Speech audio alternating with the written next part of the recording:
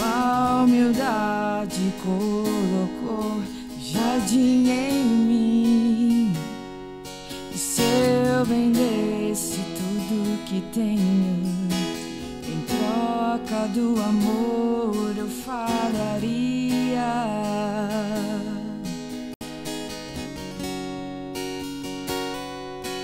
Pois o amor não se compra, nem se merece.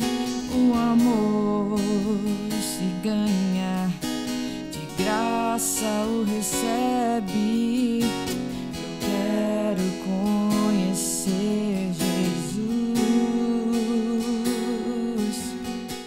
Eu gostaria de falar com os irmãos sobre uma palavra que se encontra primeiramente lá em 2 Crônicas, no capítulo 18. Tá bom? 2 Crônicas 18. A gente não vai ler toda a história, porque são 27 versículos em toda a história, mas eu queria dar uma boa lida nessa história para a gente entender um pouco, que é necessário, só para contextualizar melhor. Tá bom? Então, a partir do versículo 10, a gente vai ler. Ok? Todo mundo achou? 2 Crônicas 18. Muito louco o que Cezinha falou, que é verdade. Eu estou lendo a Bíblia de novo, e aí eu estou em 2 Crônicas. Aí eu li esse capítulo, acho que foi no sábado ou na sexta. E aí a gente conversou, né? Qual que era o tema da aula? Quando você falou, já... O insight do Espírito Santo. Eu falei, vai ser em cima disso aqui, a aula. Aí eu já comecei a preparar. Amém? E é isso. Quando você está com a palavra do Senhor no teu coração, Deus vai te usar provavelmente com aquela palavra. Quando a gente saía nos evangelismos, a palavra que estava latente, a gente pegava e evangelizava em cima dela. A gente ia no calçadão aqui, a gente fazia uns evangelismos muito loucos, velho. Pegar a gente na rua e orar, era da hora. Versículo 10. Essa história aqui, ela é muito forte, porque ela mostra alguns mistérios do espiritual, né? Mas também condutas diferentes de diferentes personagens, amém? E o contexto da história é o seguinte: haviam dois reis, Acabe reinando em Israel e Josafá reinando em Judá. Josafá era um rei bom perante a Deus, um rei justo. E Acabe, todo mundo sabe que Acabe é da história de Elias, que era um rei totalmente idólatra. Jezabel, todo mundo sabe quem é, né? Que era a rainha, esposa de Acabe. E Josafá faz uma aliança com Acabe. E eles querem saber se é para eles irem à guerra. Amém? E aí lá no versículo 10 fala, um dos profetas, chamado Zedequias, filho de Quenana, fez uns chifres de ferro e disse a Acabe, o que o Senhor Deus está dizendo é isto: com esses chifres o Senhor lutará contra os sírios e os derrotará completamente. Então, o profeta Josafá fala assim, eu vou na guerra com você. O rei Josafá fala, eu vou na guerra com você. Só que antes vamos consultar a Deus, para ver se a gente vai mesmo. E aí o rei Acabe, ele chama 400 profetas do Senhor. E todos estão profetizando a mesma coisa. Que vai para a guerra, vocês alcançarão vitória, terão vitória. Deus está dando o inimigo na mão de vocês. E aí Josafá fala assim, não tem nenhum outro profeta para a gente consultar. E aí Acabe fala assim, tem um, só que ele sempre profetiza contra mim. Ele só fala mal de mim. Aí Josafá fala, não, fala assim do cara, não, chama esse profeta aí. E aí vai chamar Micaias. E aí nós vemos aqui Zedequias. Zedequias, ele faz um sinal com esses chifres de ferro, falando, com esses chifres você vai derrotar o inimigo. E aí marche contra a cidade de Ramote, que o Senhor, ó rei, vencerá, o Senhor Deus lhe dará a vitória. E aí o oficial vai chamar Micaias. E aí o oficial fala assim, Micaias, é o seguinte, Tem 400 profetas lá e já profetizaram a vitória do rei, então eu acho bom você profetizar isso também. Amém? E aí, Micaias, ele fala assim, ó, juro pelo Senhor, o Deus vivo, que eu falarei o que meu Deus mandar. Quando Micaias chegou ao lugar onde estava o rei Acabe, este perguntou: Micaias, o rei Josafá e eu devemos atacar a cidade de Ramote ou não? Micaias respondeu: ataquem, pois vencerão. Deus dará a vitória. Mas Acabe disse: quando você falar comigo em nome do Senhor Deus, diga a verdade. Quantas vezes preciso dizer isso? Micaias respondeu: vejo o exército de Israel espalhado pelos morros como ovelhas sem pastor, e o Senhor Deus diz: estes homens não têm chefe, que eles voltem para casa em paz. Então Acabe disse a Josafá: eu não disse que para mim ele nunca profetiza coisas boas? Ele sempre diz alguma coisa ruim. Micaias continuou: agora escutem o que o Senhor Deus está dizendo. Eu vi o Senhor sentado no seu trono no céu, com todos os anjos à sua direita e à sua esquerda. Ele perguntou: quem enganará Acabe para que ele vá a Ramote e seja morto lá? Alguns anjos disseram uma coisa e outros disseram outra, até que um espírito chegou perto do Senhor Deus e disse: eu enganarei Acabe. O Senhor perguntou: como? O espírito respondeu: eu irei e farei com que todos os profetas de Acabe digam mentiras. Então o Senhor ordenou: vá, engane Acabe e você conseguirá. Amém? Então a gente vê nessa história aqui uma série de situações. Primeiro, nós temos aqui um rei que era temente a Deus, que é Josafá. Um rei que era acostumado a ouvir profecias e ouvir a voz de Deus. Um rei que instituiu escolas bíblicas em toda a Judá.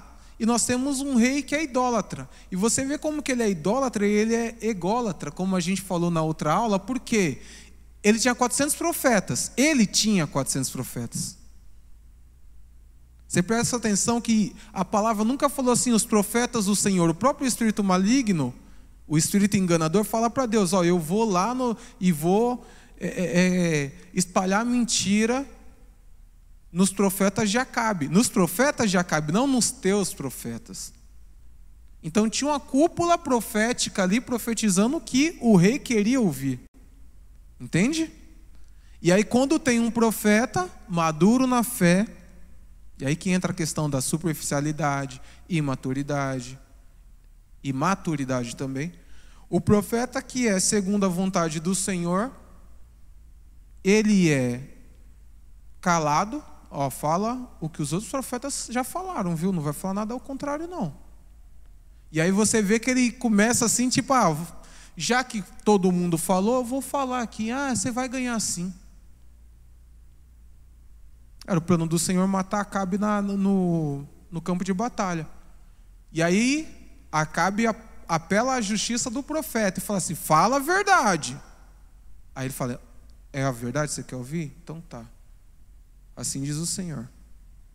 E aí fala que os soldados voltariam para suas casas, porque quando o rei morre, vocês já viram isso em filme, né? Matamos o rei, os soldados ficam dispersos e eles voltam para casa porque já não tem mais um comandante. Amém? Então, nós vemos aqui o quê? A palavra do Senhor veio para o profeta falou aquilo que o Senhor queria que falasse. E nós vemos a maturidade do profeta. Mais adiante, nós vamos ver que Acabe fala assim, prenda o profeta. Prenda ele e deixa ele comendo o pão e só com água. Só toma água e pão. Prenda ele até que eu volte. E o profeta Micaias fala assim, se você voltar, não foi Deus que me usou. Então o profeta, diante da prisão e possivelmente da morte, que ninguém sabia, Israel matou vários profetas ao longo da história. Nós vemos que ele não retorna com a sua palavra, a palavra que Deus mandou a ele. Nós vemos, vocês veem a diferença da imaturidade para a maturidade. A maturidade te leva a não ter apreço pela tua vida, para fazer aquilo que o Senhor quer. E a imaturidade te faz ficar procurando subterfúgios, objetos figurativos para reforçar a tua mentira. Se a gente sabe aqui que o espírito do engano estava sobre esses 400 profetas, Deus mandou Zedequias fazer os chifres de ferro? Não. E por que ele fez os chifres de ferro? Carnalidade, superficialidade, imaturidade na fé. Entende? Então, às vezes a gente vai ver muitos movimentos que não são de Deus, são imaturos. Então aqui a gente está tendo uma reunião profética há 2.900 anos atrás, como cultos, que às vezes fala, culto profético. Quando fala culto profético, o que vem na tua cabeça? Agora que tu está na Adelion, tu pensa uma coisa, mas quando tu ouvia, tu pensava o quê? Aqueles gira-gira, nego caindo no chão, reteté, aviãozinho, é não sei o quê, todo mundo falando língua estranha de um jeito, o cara pega o microfone, em vez de passar a mensagem, fica falando língua estranha, ninguém traduz, todo mundo profetizando um monte de coisa. Entende? Então tinha uma reunião profética 2.900 anos atrás que estava uma bagunça, não tinha nada de Deus, só todo mundo querendo dar um de profeta, tinha um mais acelerado do que todo mundo, mais afoito que todo mundo, que era Zedequias, que ele profetiza, quer dar onde que é mais profeta que todo mundo, ele faz chifre de ferro, ele bate no profeta. Eu não vou ler tudo, porque é muito versículo, mas depois vocês pegam 2 Crônicas 18 e leem. Aí vocês vão ler a história todinha. Ele bate em Micaias. Quando Micaias fala, o seguinte, você vai morrer no campo de batalha, o exército todo vai ficar sem líder. Ele dá um tapão na cara de Micaias e ele fala assim, é o seguinte, quando que o Espírito do Senhor saiu de mim para ir profetizar em você? Então, além de ele ser ali, está sendo usado pelo Espírito do engano, ele quer dar um de profeta superior, e ele ainda quer controlar o Espírito Santo de Deus. E às vezes a gente não vê isso. Eu já vi isso várias vezes. Às vezes a pessoa está profetizando, está sendo usada por Deus, o outro coloca o seu ego lá em cima. Não, eu tenho que aparecer agora. Então Deus está falando tal coisa. Calma aí. Deus está usando ele, aí está te usando em cima dele? Como assim? Deus não faz isso. Entende? E aí a gente vê essa bagunça, essa imaturidade, lá 2.900 anos atrás. E aí a gente nos arremetemos ao nosso tempo agora, e a gente vê esse monte de igreja banalizando o profético, banalizando o espiritual, sendo imaturo ao ponto de ser só carnalidade, nada de espiritualidade. Então a gente vê muitos atos proféticos que na verdade não tem nada de espiritual. A gente vê muitos cultos de profecia, que nem a gente estava até brincando, né? Vou adivinhar seu CPF. Cara, para quê? Para quê? Você vai se converter se eu falar o seu CPF? Qual que é a lógica, né? Não tem muita lógica. Mas é para evidenciar algo que é espiritual, mas na verdade não é espiritual. E isso já é muito antigo. Então, a gente vê Micaias, o profeta do Senhor, que fala o que Deus mandou, estava tão convicto naquilo que Deus tinha falado para ele, porque ele vê o trono do Senhor, ele vê de um lado os anjos, ele vê do outro lado os anjos, ele vê o espírito do engano chegando, o Senhor falando o que ele queria fazer. Deus não faz nada sem antes revelar aos seus servos os profetas. Então Deus fala, quem que vai enganar Acabe para que ele morra no campo de batalha? Porque se vocês lerem depois, Acabe morre no campo de batalha. E aí tipo assim, e aí? Ele está vendo tudo, Deus está vendo o script, está dando o script todinho, a história todinha do que, o que ele quer fazer.